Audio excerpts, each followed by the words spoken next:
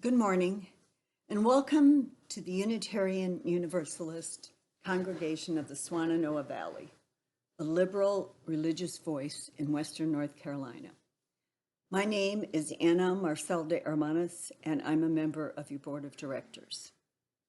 Today is Sunday, November the 1st, and our service is being live streamed at 10:45 on Facebook and YouTube. Or you can use the link found on Facebook or in the Current to watch it anytime during the week. Whether this is your first time here or you're a long-term member, we're glad you're here and we hope you find inspiration and hope with us. Please join us for coffee hour directly after the service on Zoom, which you can find by clicking the link on Facebook or by going to the Current and finding the link there. We're a busy congregation, even during these strange times, and many announcements are found in the Current, but we have a couple that we want to highlight this week. One is that Tuesday, November 3rd is the election, and on November 4th and November 8th, our congregation will be doing some reflection and reactions to the elections, and you will have a chance to put your reflections and responses pre-recorded on Wednesday or next Sunday during the service. You can find more instructions about that in the Current also. I also want to remind you that our fundraising auction is coming up. It will also be virtual. You can see the online catalog now, and you can buy tickets for only $5. So go and peruse the catalog and see what you want to buy, and that will be open on Monday morning, November 9th, until Saturday, November 14th. So we hope you'll be a part of that also. We have a very talented group of members and friends today that are going to help with the service. And we want to give a special thanks to Drew Adams for his filming the musicians that were a part of the service. And now, let the service begin.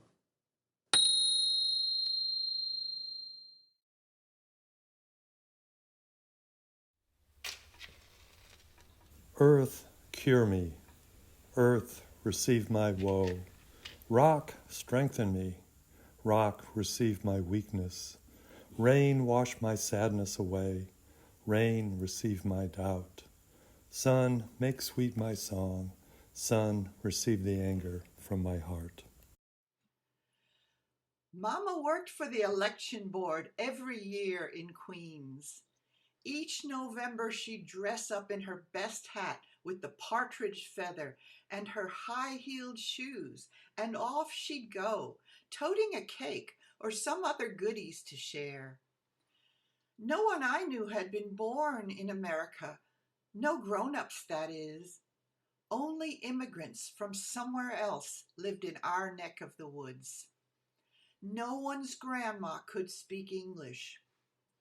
And now here I am in 2020, standing in line to vote. I laugh and talk with the next one in line, accepting a sample ballot all filled in with blue. Suddenly I am first in line, waiting at the door. Nana, Dandy, Grossmutter, Grossvater, Mama, Daddy, all who have passed before, the ancestors surround me on all sides. Go forward, Annelinde, they cry out. We are here with you. And softly, for this we brought you to America. I blink back the tears, tell myself, get it together. These are times of portent. Every vote matters. They always tried to tell me.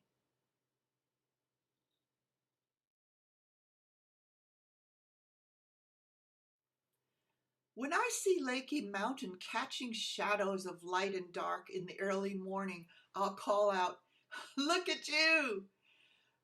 Delight comes from deep in my gut, and I have to let it out. As I move through the day, I bless the river, the trees, children playing, whatever living thing catches my attention with its beauty. I send energy to them as they send energy to me. My name is Annelinde Metzner. I'm the choir director and music coordinator for the UUCSV, and I'm grateful for this opportunity to showcase my own musical compositions and poetry, featuring the brilliant voice of Alison Tynes Adams, with cello by Frances Duff and flute by Rita Hayes, and with myself at the piano. I began composing music in 1980 and poetry at age 8. They are the media of my life's mission to glorify the divine feminine and welcome her return. Today you will hear 4 song premieres, including Fragments of Fire, an Ojibwa prayer to the fireflies who light up our dreams. The performers are Alison Tynes Adams and Rita Hayes on flute.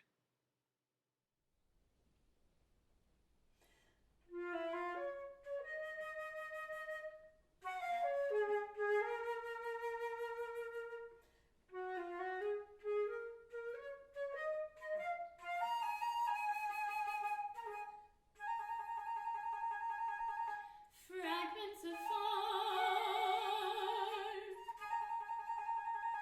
darting white flames, weave stars into my dreams.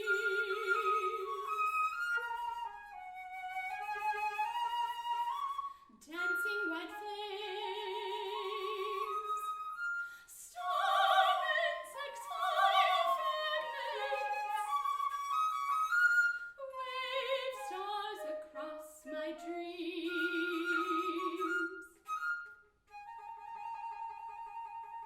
Flitting white fires, dashing little fireflies, waft your star torch over my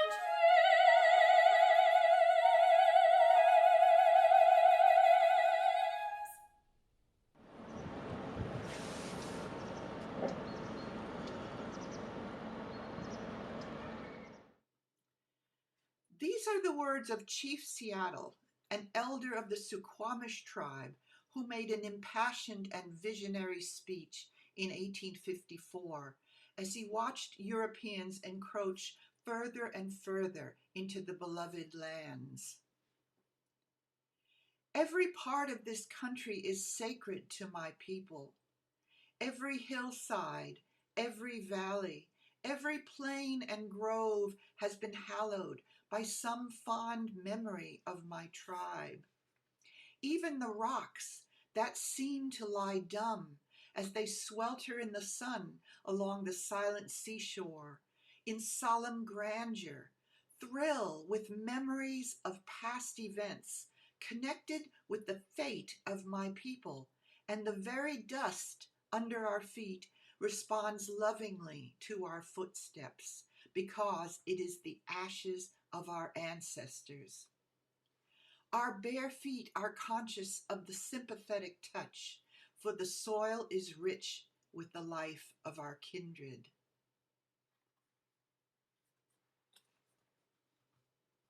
Alison and Frances Duff will now perform Kokyang Wuti, describing a magical vision of Spider Grandmother, creator of all life among the Hopi.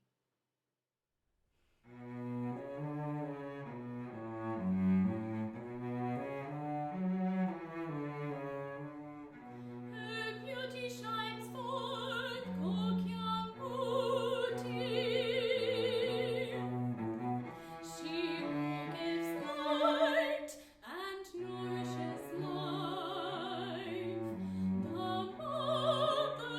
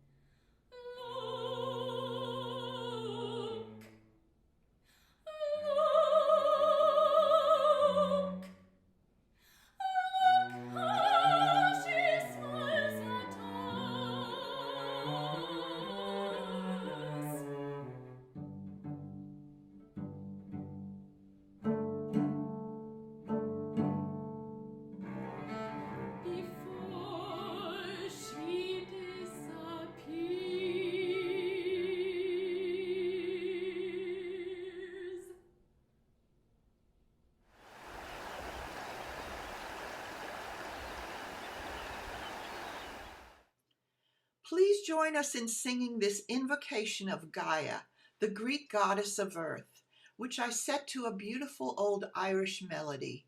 Come breathe with us, Gaia.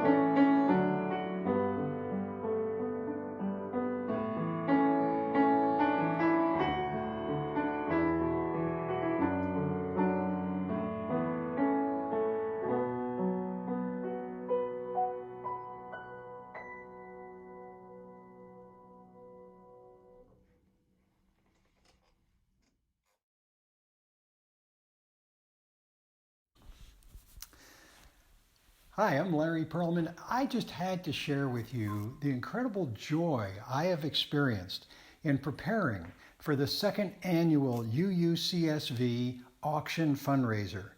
Just seeing the generosity and the excitement of you, our UU congregation and friends, and the small businesses in the wonderful, incredible community of Black Mountain who have just suffered through an unimaginable year, and yet they're still willing to contribute.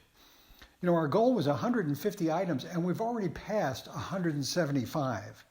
The next goal is to raise $7,500 through this auction that will be split up among Bounty and Soul, the Martin Luther King organization in Swannanoa Valley, and the Playground for Our Children if we ever get to take our masks off. If you haven't yet done it, it's been in the current. We've mentioned it in Tidings. The link is in the current. Go to the auction and register, and also take a look through the catalog and see some of these incredible things that have been donated that you get to start bidding on starting November 9th. And then get the word out. We're not limited anymore to how many people we can fit in our room. So send this out to your friends and neighbors, your relatives, even if they're not in the area, because surely they'll come visit sometime. And if they bid on something, you can give it to them then. And send them a link to the auction page so they can do it easily. Get the word out. I am so excited about what we're going to do this year, and I hope you are too.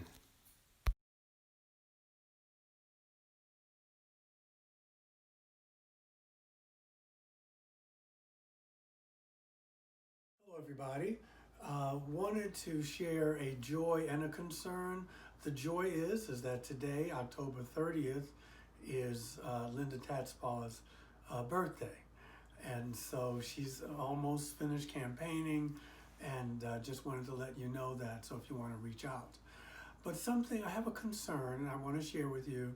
Board member Robert Tynes is battling acute myeloid leukemia. I think that's what it's called. He's had chronic leukemia, but this is a different leukemia. It is a very aggressive one, and I'd like you to keep him in your thoughts and prayers. Right now he's in the hospital. Early this morning via email he told me that he was feeling good. Actually, it was yesterday that he was feeling good, but he had a fever. There's no treatment plan as yet, so thus he's resigned from the board, but he would appreciate all the good energy you can send him. We've let the Pastoral Care Committee know Larry Perlman and those people probably know now.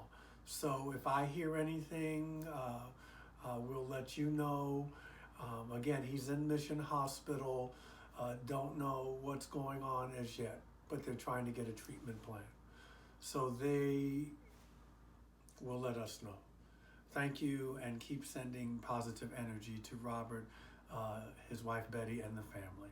Thank you. Sorry, it's called acute myeloid leukemia. Acute myeloid leukemia. This is the diagnosis, and I just wanted to correct it. I mispronounced it, and now you know.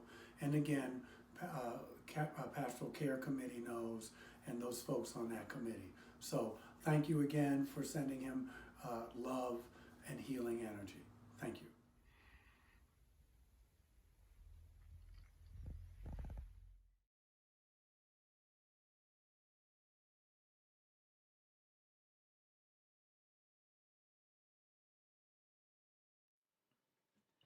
Watching the grass soak up the rain, I was inspired by the receptivity of the green beings and remembering the story of the gopis who adore the god Krishna of India. It's that kind of openness that allows us to receive all the beauty that nature can offer. Rain. When people see rain, it's get the umbrella, cancel the game, close the window, my new hairdo. When rain comes to the wild grasses, they lay back like expectant lovers, gopis awaiting Krishna, and it's just the sky changing, just the gray massed clouds becoming dragons and mermaids, fragrant with the next field over, jolly with surfeit of love. And the gopi grass hears 1, 2, 3 splats on the head of the drum, and then party! It's Krishna gaining momentum, entering like the mayor in a small town parade, rolling in rain like the ship had come in, drunk, timeless, out of grass body, and in love with the rooted earth. In 1989, our region was just coming out from a years-long searing drought. I wrote this poem and later this song, inspired by the grateful thirst of the green beings opening up after so long. How do we allow ourselves to fall like rain or to soak in water like the soil? There fell the rain healing.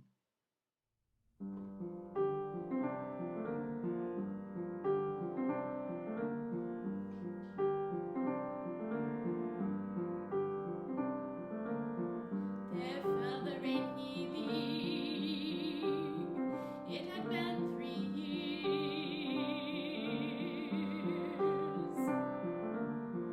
There fell the rain healing, and there burst forth through me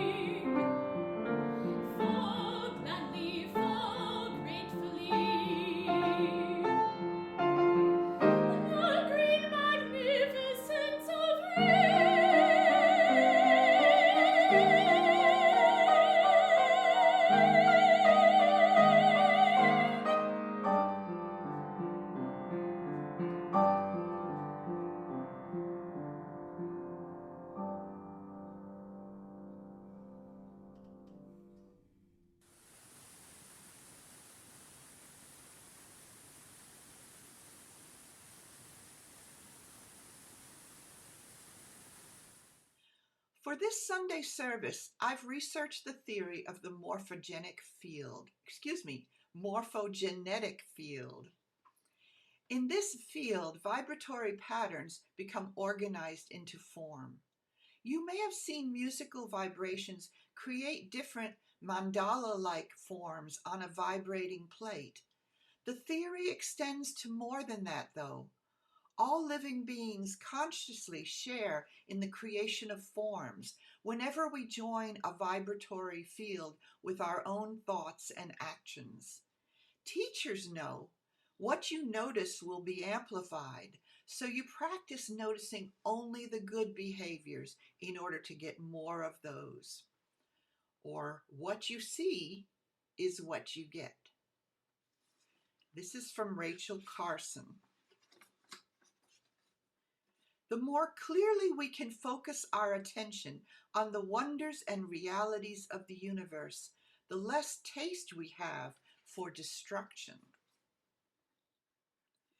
In braiding sweetgrass, Robin Wall Kimmerer of the Potawatomi Nation calls for an awareness of our reciprocal relationship with all of the living world.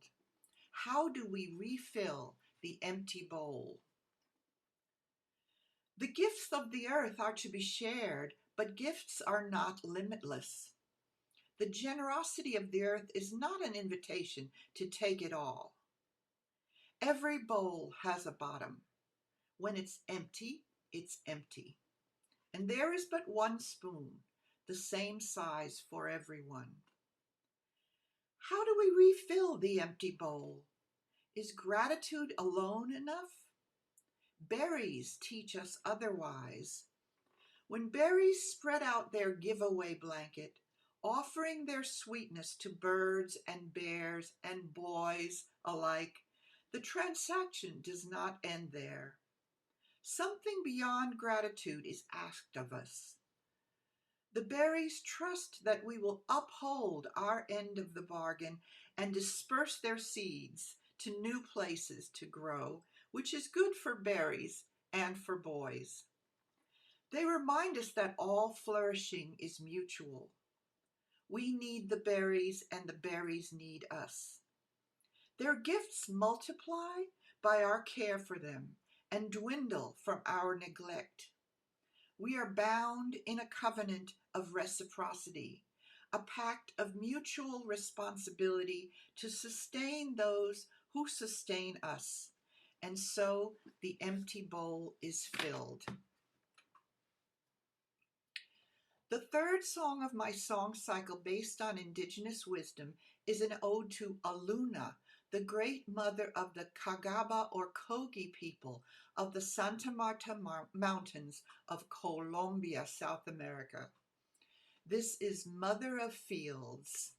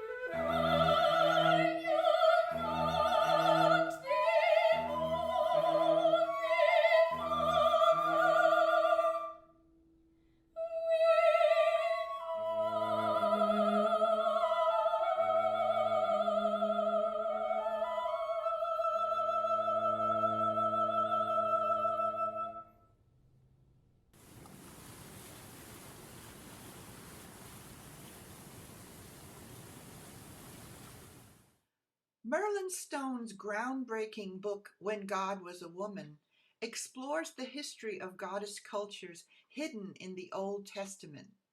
Asherah was a creator goddess, consort and equal of Yahweh, who was widely worshipped in Canaan as a tree planted near the altar. I conclude that Asherah was the giant sycamore fig, covered with luscious red fruits, still ubiquitous in Africa and alluded to as a sacred tree by the ancient Egyptians, as in my song, I Built a House for the Goddess, with text from the Egyptian Book of the Dead. The song is devoted to Hathor, the ancient goddess of the sky, lover of music and dance. And I will begin with my poem called Sycamore Fig.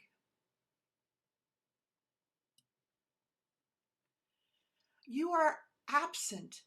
You are adored. You are familiar. Great tree, Ficus sycamoris, 20 meters tall, twice that in width, reaching out your wide expanse to protect us, our ancient mother. Asherah, Asherah, I remember you as goddess, nurturing us, fostering all beings, and in that life, in that dream, you were our altar. Heart-shaped leaves, a canvas for artists throughout the ages. Your abundant fruits, flowering year-long, they ripen green to yellow to richest red, proof of your divinity. Each fruit fall, a ton, ripens at your leisure at all times of the year as it pleases you. When you, Asherah, were goddess at our altar, were those thousands of rich red fruits all the proof we needed? At our altars 2,000 years ago and much more, you fed us all, monkeys, humans, elephants, bats. In Egypt, they painted you everywhere as we all suckled at your holy breasts. Destroy their altar, break their images, and cut down their asherim, cried Moses, the teaching of the advancing hordes echoing down through the ages. The good red fruit, your menstrual blood, your woman power, your all-giving grace, your place of honor by the altar is now lost to us all. Oh, our mother, Asherah, sycamore fig, I am there again, singing with my sistrum and my drum, dancing with all my people to the beat of the tambourine. Roots spread underground, your massive canopy overhead. I feel you reverberating, happy under our feet as we dance. Oh, Asherah, sycamore fig, African queen, queen of trees, beloved of Egypt, adored in the Holy Land in these holiest days before Yahweh and his swordsmen set out to destroy you. You fed us all. I feel your wide splayed roots and your luscious wide canopy growing holy and happy once more, fruit as red as my blood in the ageless and undying altar of my heart.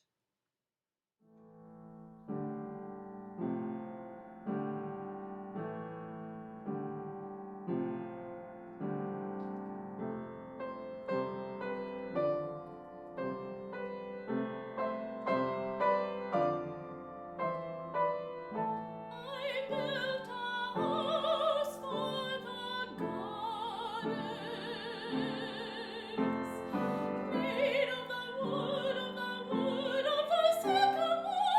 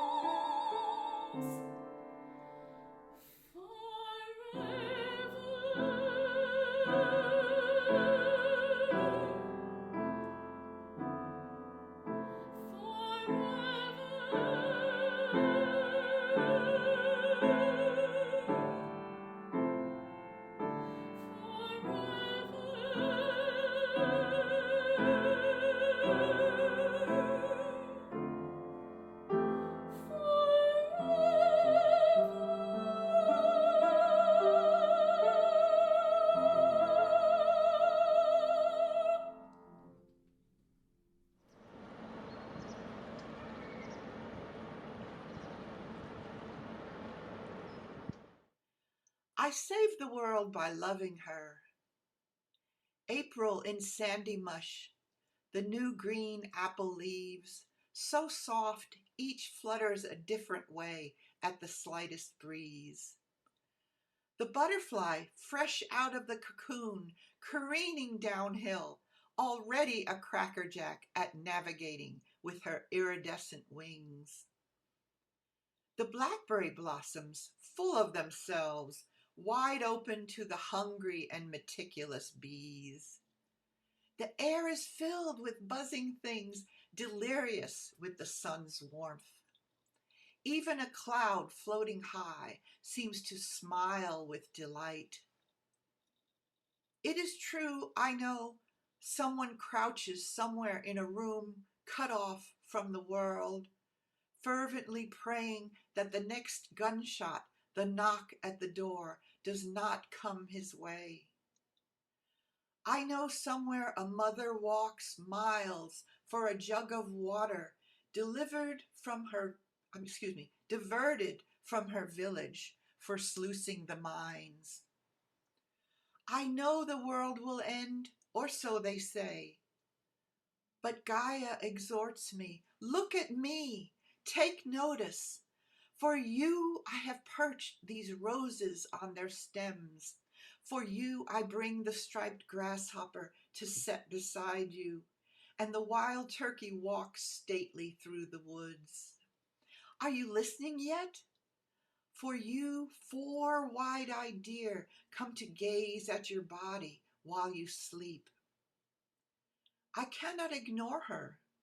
I cannot turn away. It is my job to love her. And she is vast, long, wide, and huge. I save the world by loving her.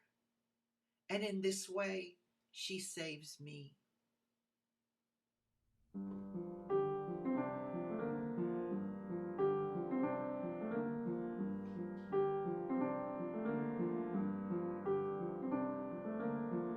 There fell the rain healing. It had been 3 years.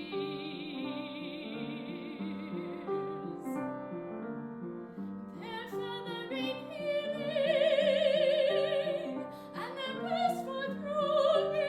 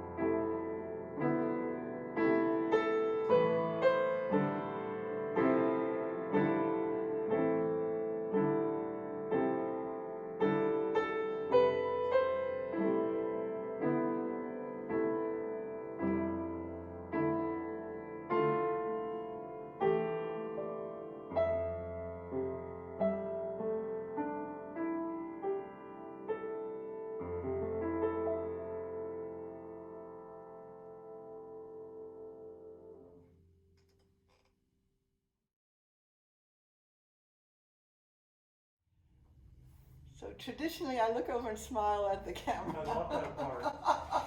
Everybody says they like that part. I can see why.